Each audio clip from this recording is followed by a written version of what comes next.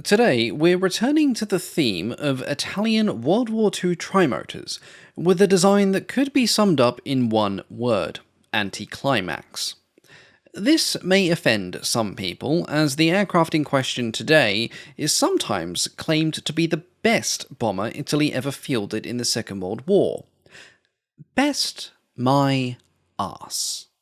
But first, isn't it strange that Italy should field so many trimotor designs during the Second World War? Well, there is a reason for that, and one that I will go into briefly. The Regia Aeronautica, the Air Force of Italy between 1923 and 1946, is an interesting outlier amongst its European neighbours in more than one major way. For one, its huge modernisation push came relatively early when compared to some of its rivals in Britain and in France. Though this sounds good at first, it actually hurt the Italian Air Force in the long run. In the early to mid-1930s, the entire inventory was upgraded or replaced. This made the Regia Aeronautica the most modern air force in the world in 1935, which was brilliant. But this also coincided with the world transitioning away from wood and metal biplanes to all-metal monoplanes. When Italy began its modernization program, the biplane was the primary aircraft type. When it finished, the monoplane was rapidly supplanting it. However, Italy's limited industrial capacity and a relatively small economy meant that the nation struggled to modernize its air force again in such a short span of time. This resulted in a lot of older-looking and arguably obsolescent designs being pushed, from a design perspective, far further in Italy than with any other major power.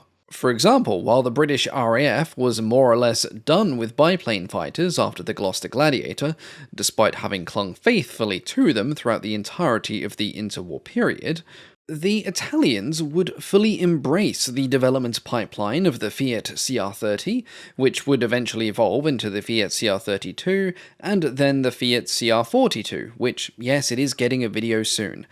Now, the Fiat CR42 first flew 2 years after the maiden flight of the Supermarine Spitfire. Trimotors too, an iconic sight during the latter half of the 1920s and into the 30s, would very quickly lose their image as a symbol of modern aviation, with very few new aircraft of that configuration being introduced into service after the mid-1930s. Again though, the Italians would buck this trend. They fully committed to a whole fleet of new trimotor bombers in the years leading up to the Second World War. This included the SM-79 Sparviero, the SM-81, the SM-84, the CANT Z.1006, and, the topic of today's video, the CANT Z.1007 Alcione. These aircraft, typical for Italian types of the era, were an odd and unique mix of the old and the new. They were outwardly modern, fast, supposedly well-defended aircraft that used a configuration that had been waning in relevance, especially amongst military aircraft, for almost a decade. The CANT Z.1007 represented one of the pinnacles of this design philosophy, a sleek and powerful machine, but one that was ultimately built on an outdated foundation and compromised by the limits of the Italian industry. Its story begins with Italian aircraft designer Filippo Zappata. During the interwar years, Zappata built a reputation for creating record-breaking and forward-thinking designs, especially multi-engine seaplanes. In the early 1930s, he worked in France with Blériot, where he designed several notable aircraft, including the Blériot 110 and the Blériot 5190. The latter, a large, ocean-spanning flying boat, offered a glimpse of the kind of designs that Zappata would later pursue. In 1933, he was called back to Italy. The request came directly from the Minister of the Air Force, who urged him to leave France and support the Regia Aeronautica's push for modernization. Mussolini's expanding territorial ambitions demanded a stronger and more capable military, and that meant building better aircraft for the Air Force. Upon returning, Zappata joined CANT, which was short for Cantieri Aeronautici e Navali Triestini, or the Trieste Shipbuilding and Naval Aeronautics, and apologies to my Italian viewers if I butchered that pronunciation. His first design for CANT, the Z.1001, was not exactly a triumph. While it did see service, it's been described, with some justification, as a flying health and safety violation, and one that sometimes threatened to literally slice the arms off the pilot. Now, I've actually covered that story elsewhere on this channel, so I recommend you go and watch that later. Thankfully, this flying monstrosity was soon followed by the Z.506, a far more refined aircraft, and one of Zappata's most successful designs. Despite having a wooden airframe, it performed on par with its all-metal contemporaries. In that respect, it stood alongside the de Havilland Mosquito as one of the rare wooden aircraft of the Second World War to match, or even outperform, its peers. All the more impressive given that it also operated from the sea. The Z.506 was one of the largest and most iconic float planes of the Second World War, serving in multiple roles, bombing, reconnaissance, and air-sea rescue, and it was flown above the skies of Spain, France, Greece, North Africa, and the Aegean. Now, the reason I mention the 506 is because it directly connects to the Z.1007. Development of that aircraft began in 1935. That year, CANT launched an internal study to determine the best configuration for a new generation of bombers. This was in response to a 1934 Air Ministry specification for a multi-engine day and night bomber. Zappata, now leading the effort, began work on two parallel concepts, one with 2 engines and one with 3. This was an effort to figure out which setup offered the best balance of performance, range, and payload. By this time, most major powers had settled on twin or 4-engine layouts for their bombing aircraft, but at CANT, the idea of a trimotor was still very much in vogue. The twin-engine version would be finished first, in early 1936, and it was given the designation Z.1011. Now, even at a glance, it was clear that Zappata's time in France had influenced his design thinking. The Z.1011 looked less like a bomber and more like a weaponized box of Kleenex tissues, and that's putting it kindly. With a greenhouse-style nose, a boxy fuselage, and 2 950 horsepower Nomron Mistral Major engines, it would not have looked out of place in one of the videos that I've done about the visual horrors of the French interwar bomber designs. Its performance wasn't much better either. When the prototype flew for the first time in 1936, it struggled to hit 370 km per hour at 4,500 meters, which was well below what was expected. It also had serious stability issues that forced a redesign of the tail. Later, the original engines were swapped out for 840 horsepower Isotta Fraschini V12s, which gave it a modest performance boost, but even then it had trouble lifting 1,000 kilograms of bombs above a speed of 400 kilometers an hour. Despite these problems, 5 additional pre-production aircraft were then built, eventually re-equipped with more powerful V12s yet again, but the project was already losing momentum, and that was largely because of the other design Zappata had been working on in parallel. That second aircraft, the trimotor, took a more grounded and practical approach. Essentially, it was a land-based version of the successful Z.506 floatplane. It kept the same all-wood construction, swapped out the floats for a retractable undercarriage, and replaced the maritime gear with bomb racks and more defensive guns. The engines, though, were the same as those on the Z.1011, the Isotta Fraschini V12. Even before it first flew, the trimotor received far more positive responses than the twin engine, both at the Air Ministry and with Zappata himself. On the 9th of January 1936, the government placed an order for 18 aircraft off the drawing board, more than a whole year before the prototype ever took to the skies. That maiden flight came in March 1937, and, thanks to its origins in a proven platform and a clear edge in performance, the trimotor quickly emerged as the better design. Its early success was anticipated and preceded by an order for 16 more aircraft just 1 month earlier in February, bringing the total of this initial batch up to 34 being placed on order. These early models, often referred to as the pre-production version, differed significantly from the production variants that would follow, but they did mark the beginning of what would become the Z.1007 series. The most notable difference in these early production models was the power plant.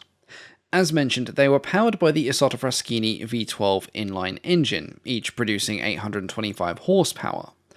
These engines were fitted with annular radiators, which gave them the appearance of radial engines, which led to some confusion in identification later. Some sources even suggest that at least a few of these initial models may have been equipped with gnome-horn radials as well. However, even with its advantage over the Z-1011, and generally favourable test results, the aircraft was still underperforming relative to expectations. This was then further highlighted by emerging designs in Britain, France, and in Germany. This shortfall prompted a significant redesign, and the biggest change was the switch to new engines. The V12s were deleted, and in their place came three Piaggio P9 RC40s. These were 14-cylinder, 38.6-litre radial engines, each producing 1,000 horsepower and driving 3-blade variable pitch propellers. This resulted in a net increase of 525 horsepower, or an additional 21% in available power for the whole airframe. This redesigned version was then given the designation of Z1007 Bis. In addition to the engine upgrade, it featured slightly longer wings and an improved defensive armament. The original configuration, which was just two single guns in the ventral and dorsal position, was replaced by twin 7.7mm Breda machine guns mounted in the waist positions, and a single 12.7mm machine gun installed in a fully traversable enclosed dorsal turret. The bomb load remained relatively light at 800 kilograms. However, the airframe also got heavier, up by 580 kilograms when empty and nearly 900 kilograms when fully loaded. Despite that, the 1007 Bis showed solid performance in flight trials during July of 1939. As a result, it was promptly ordered into mass production, with the expectation that it would enter service by the end of the year. An unusual feature of the Z1007, across all its variants, was the pilot arrangement. Instead of sitting side by side, the two pilots were seated in tandem, one behind the other. While this did help narrow the fuselage and reduce drag, it also complicated crew coordination, especially in combat. Overall, the Alcione had a crew of 5, 2 pilots, a bombardier/navigator, and 2 gunners, one of whom was manning the waist position, and the other operating the dorsal turret. In practice, the tandem seating layout was often criticized by pilots for limiting communication and visibility, particularly during critical moments like takeoff, landing, invasive maneuvers, or combat in general. This was not an issue unique to the Z1007 though. I've discussed several aircraft on this channel that have a tandem layout for 2 pilots, and universally all of the complaints were the same. There's a reason why these sort of designs didn't last particularly long, and they went back to the abreast seating position. The final evolution of the aircraft came in the form of the Z1007 Ter. This version was originally intended to be powered by 3 Alfa Romeo 135 engines, each producing 1400 horsepower, but those power plants were dropped due to reliability concerns.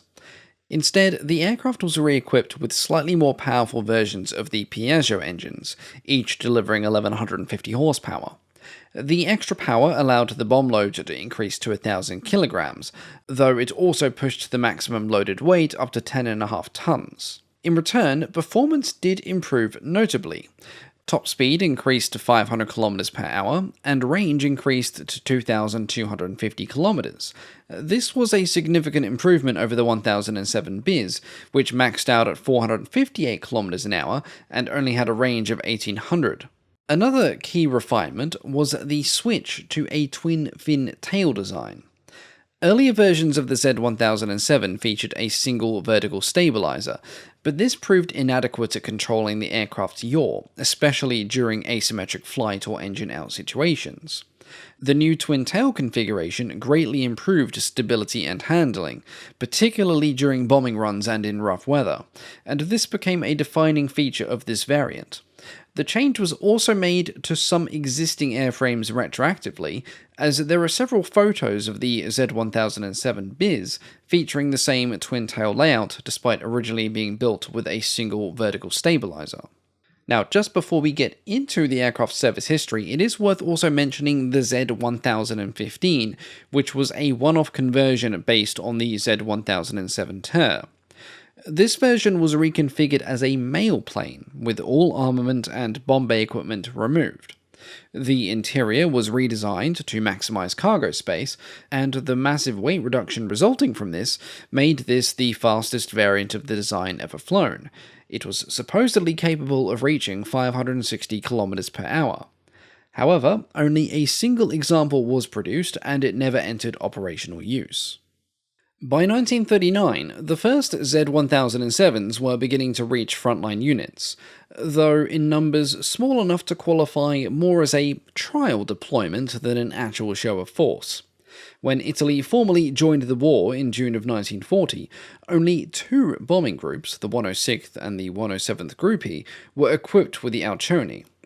It was perhaps not the most robust foundation for an aerial campaign, but then again Italy's entry into the conflict was driven more by timing than readiness. The first opportunity for the Z1007 to prove itself came during the Battle of France. This, however, proved less of a grand entrance and more of a sad footnote. While German forces carved through France with brutal efficiency, the Regia Aeronautica followed at a respectable distance, contributing just enough to claim participation, but not enough to avoid embarrassment. Italian bomber squadrons suffered notable losses at the hands of French fighter pilots, especially those flying the nimble and unexpectedly dangerous Dewatin D520, an aircraft which, in the eyes of the Italians, had not only the audacity to exist, but also to fight back effectively. In this theatre, however, the Z1007s were spared the indignity of direct combat, though not by design. They were relegated mostly to reconnaissance flights over the British coastline, where they lost no aircraft, and in equal measure, achieved no noticeable successes. Thus, it would be in the Battle of Greece that the Alcione would face its first true test. The Royal Hellenic Air Force, though brave, was under-equipped and flying mostly outdated fighters, which on paper should have given the Italian Air Force a distinct advantage. Unfortunately, Italy's approach to the campaign veered into the counterproductive. Rather than focusing on military targets, Italian command opted to bomb Greek cities under the assumption that civilian casualties would hasten capitulation. This strategic gamble, as callous as it was misguided, failed almost immediately. On November the 2nd, one formation of Z1007s struck Ioannina unopposed. However, another group, simultaneously targeting Larissa, ran into three Greek-operated PZL P-24s. This was a Polish-designed fighter, which I've already covered in a video on this channel. Now, the results of this engagement were a bit embarrassing. Although one P-24 was shot down, the remaining two managed to shoot down four Z1007s. Italian CR-42 biplanes rushed in to assist, and in the spirit of Mediterranean optimism, they did claim to have shot down all three Greek interceptors, but in reality only one was lost, and that occurred before the CR-42s arrived. Later that afternoon, a second bombing raid targeted Thessaloniki. Once again, Greek-operated PZL P-24s intercepted the formation. The bombers quickly jettisoned their payloads, abandoned the mission, and turned for home, but not all of them made it back. In one of the most extraordinary moments of the entire campaign, Greek pilot Marinos Mitralexis shot down a Z1007. He then attempted to engage another, only to find himself out of ammunition. At this point, most would have turned for home. Mitralexis, however, chose a more hands-on approach. He rammed the bomber's tail with his propeller, damaging the rudder and forcing it into a crash landing in the mountains. Mitralexis then glided his own damaged fighter down nearby, marched over to the stunned Italian crew, and arrested them with his service pistol. After this daring feat, Mitraillexis was promoted, and he was awarded Greece's highest award for bravery, the Gold Cross of Valour. Elsewhere during the same skirmish, another Z-1007 was then shot down, and a third barely made it back to base with heavy damage. A brief dogfight also broke out between the remaining P-24s and escorting CR-42s, but no further losses were recorded by either side. The impact of that first day's performance was, to put it mildly, sobering. 6 Z-1007s were lost to an enemy that was not only outnumbered 4-1, but was flying aircraft considered outdated by most of Europe. To call the result humbling would be something of an understatement. Humiliating might be closer to the mark, though perhaps still charitable. From that point on, Z-1007 sorties became noticeably less adventurous. While they continued to operate during the Greek campaign, their missions increasingly shifted towards low-risk targets near the front lines. By April 1941, Z-1007s were already becoming a rare sight in Greek skies. Many had been lost in combat, and the aircraft had failed to meet expectations, especially when compared to the Luftwaffe's Heinkel HE-111, which operated alongside it and proved far more capable. A big part of the problem was that Italian doctrine was at odds with its capability to produce aircraft. At the time, Italian bomber doctrine emphasized speed and medium-altitude bombing, often without heavy fighter escort. It was a concept that worked on paper, but clashed with battlefield realities, particularly when the enemy could field faster machines. The Z-1007 was designed to be just fast enough to avoid trouble, and just armed enough to fend it off.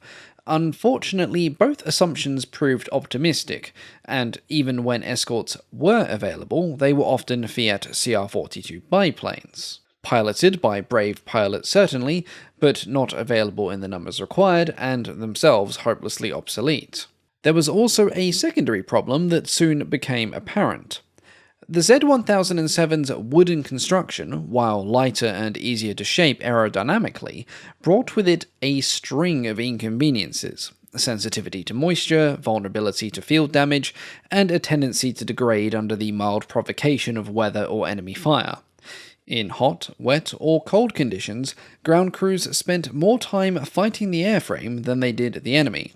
Parts simply couldn't be swapped out like they could on all-metal aircraft, and each repair was an exercise in artisanal frustration. This stood in sharp contrast to the de Havilland Mosquito, another wooden aircraft, but one built with modular construction, standardized parts, and a design philosophy that seemed to actually anticipate that war would be, at times, inconvenient.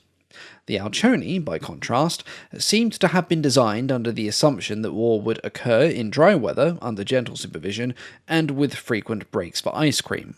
The result was a remarkably high loss rate in a theatre that, on paper, should have been a cakewalk for the Italians. The final operations in the Balkans came during the joint German-Italian raids on Yugoslav coastal cities in April of 1941. Now, to be fair, in these missions, no Z-1007s were reportedly lost, though whether that's a testament to improved performance or simply a reflection on very careful mission planning remains an open question. By this stage in the war, Italy controlled a sizable portion of the Mediterranean, at least on paper, and on the good days. The Regia Aeronautica, seeking new ways to project strength, decided to shift its bombing efforts towards British oil refineries in the Middle East. This was something of a non-start. One raid was launched against Haifa, in what is now Israel, and it was, in every measurable sense, unremarkable. No follow-up missions were attempted, possibly out of prudence, possibly out of quiet embarrassment. The Z-1007's next chapter of service came in the skies above Malta. From June to December of 1940, the Italians had led the air campaign against the island, before the Germans arrived and took command of the skies. Seasoned Bf-109 pilots from 7th Staffel and Jagdgeschwader 26 inflicted heavy losses on the defending RAF. Air superiority shifted quickly, and while it was the Germans who held control, the Italians still benefited from the reduced resistance. From late 1941 through to December 1942, Axis bombing raids over Malta intensified once again. Most were carried out by SM-79s and Ju-87 Stukas. The Z-1007 did take part, though its presence was more of a polite formality than a decisive contribution. They mostly flew in support of the main attacks, and there isn't much in the way of documentation of what targets they themselves attacked and with what level of success. Their capers were, however, cut short. By late 1942, the Spitfire Mark V's had arrived on the scene, and for an aircraft that had struggled against biplanes and mid-1930s Polish exports, this development was suboptimal. Production of the Alcione had always been modest, just 660 were built in total, and with manufacturing winding down in 1943, replacements were no longer an option when the Spitfires began their curb stomping. As the losses mounted and mounted, Italian squadrons began to ask what might replace the Z-1007. These were productive, if ultimately theoretical conversations, as they were soon overtaken by slightly more pressing matters, like the Allied invasion of Italy and the country's formal surrender thereafter. Following the armistice, the Italian Air Force split into two halves, each with its own set of problems. Of the 72 remaining Z-1007s, most ended up with the Axis-aligned National Republican Air Force. Pilots reasonably assumed that they would be re-equipped with German aircraft, perhaps the Junkers Ju-88, a solid and proven design, and one being built in vast numbers. But this was 1943, and the Luftwaffe had developed a strong aversion to sharing.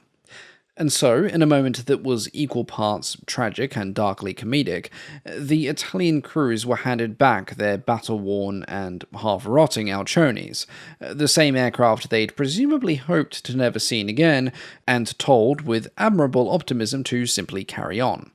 By this point, operational was a generous and somewhat theoretical label. The aircraft were in such poor shape that they were basically unserviceable.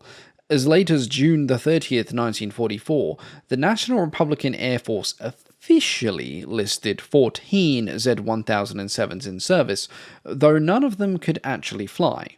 This, in bureaucratic terms, is what you could classify as a technical inventory. Aside from the National Republican Air Force, 6 Alciones also ended up in German hands, but they were passed along to the Croatians for anti-partisan duties.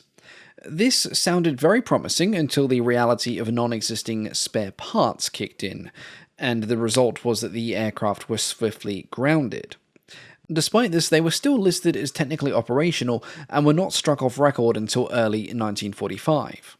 On the other side of things, the Allied-aligned Italian co-belligerent Air Force also operated a small number of Z-1007s, but these were all more or less lost, and a lot of them most tragically on May 14, 1944. On a transport run, 12 Alciones became separated from their escorts. Not long after this, 9 were jumped by Bf-109s. 5 were shot down, 2 more were badly damaged, and 26 Italian airmen were killed. After that, Italian-aligned Italian Air Forces were ordered to fly Z-1007s only under the cover of darkness. By war's end, in May 1945, the Z-1007s effectively ceased to exist. A few scattered examples lingered in Italy, Croatia, and North Africa. One was even captured by the Free French, who presumably spent some time wondering what exactly they'd inherited. But the Alcione had never existed in large numbers, and the few that did survive were in appalling condition, damp, decayed, and in need of a good bonfire. Over the brief years that followed, the remaining aircraft met their quiet and sad fates. Some were scrapped, others were left to rot behind hangars, or formally struck from service. Eventually, none remained.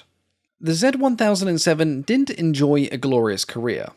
Not because it was catastrophically flawed, it flew well, it handled predictably, and it didn't try to kill its crews out of spite, but because it simply couldn't deliver on its promises. Its low production numbers, vulnerability to fighters, and demanding maintenance requirements meant that it never reached the level of impact its designers had hoped for, and, when viewed next to its contemporaries, it was quite inadequate. For example, the Luftwaffe's Heinkel He-111 was the workhorse of the German bomber fleet in the early years of the war.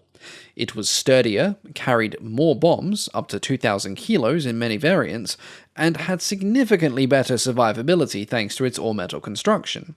It could absorb more damage and still bring its crews home, something the Alcione struggled with. The British Vickers Wellington used Barnes-Wallace's geodetic construction, which made the airframe incredibly resilient to battle damage. Even when riddled with holes, and sometimes with chunks missing from them, Wellingtons often made it home. It carried up to 2,000 kilos of bombs and had a longer operational lifespan. The Z.1007, by comparison, had a lighter payload, less structural integrity, and was far more vulnerable to even light fighter opposition. Even among its own counterparts, the Z.1007 played the second fiddle, as it were. The Italian SM-79 Spaviero, which I discussed somewhat recently, had a similar trimotor layout, but was far more reliable and became a legendary torpedo bomber. While it wasn't perfect, it saw much broader use and had better results, particularly in the anti-shipping role. It was faster in a dive, simpler to maintain, and aircrews generally preferred it. While the Z-1007 did have clean lines, respectable speed for its class, and a decent operational ceiling, it was outclassed in almost every other major metric: payload, durability, range, reliability, and most importantly, survivability. Its crude wooden frame, limited production run, and the lack of logistical support doomed it to a peripheral role, not just in the Italian Air Force, but the war at large. Some historians and pilots have called the Z-1007 the best Italian bomber of the war, and in terms of speed and handling, it might well technically have been the case. But war and combat is not won on paper, and in the harsh reality of the Second World War, its fragile construction, limited production, and high maintenance cost meant it never lived up to that title. As always, thank you all so much for watching, and a big thank you, of course, to the Patreon supporters. Well, we had our first live stream the other day, and it wasn't a complete disaster, thank goodness, and it was a lot of fun to chat with the kind people who tuned in. I'll definitely be planning a lot more of those in the future. A big thank you, of course, to our Wing Commander tier patrons, our highest tier members. Now, later this month, I'm going to be making a tweak to the voting system on Patreon to bring it into line with the new video schedule. This will also be taking into account live streams as well, both on YouTube and Twitch, so please keep an eye out for that later on this month. But that is all for now. As always, thank you all so much for your continued support and patience with me as I've been going through a chaotic couple of years, and I will catch you all next time. Goodbye.